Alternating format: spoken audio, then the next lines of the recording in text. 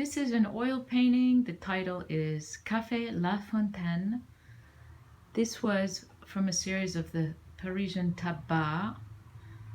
The spiral sign is what fascinated me to do these paintings of the Tabacco.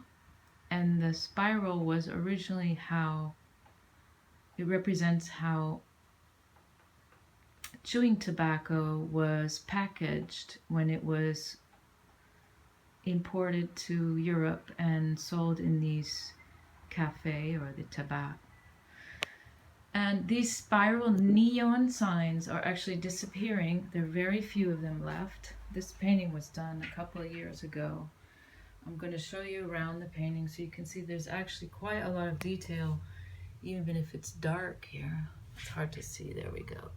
There's a lot. This is nice red, and then here, though it seems black, there's actually quite a lot of different colors in here. There we go. I was very fascinated with ivory black when I was painting this. It's a very chic, masculine painting. It's a painting that's would go really well in a salon. It's not very popular these days, smoking, but it's a very, very classy, chic, masculine painting.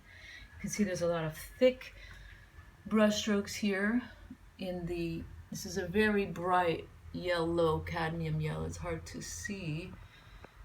It's very hard to photograph these paintings because of the stark color difference. Now you can see what happens. It actually looks like light is coming out of the painting, and this is exactly how I wanted it to be.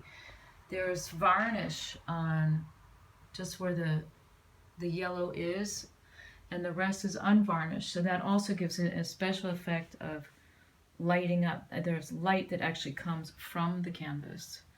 You can see this painting really lights up a room at night. The main colors are red and black, obviously. It's a very classy painting.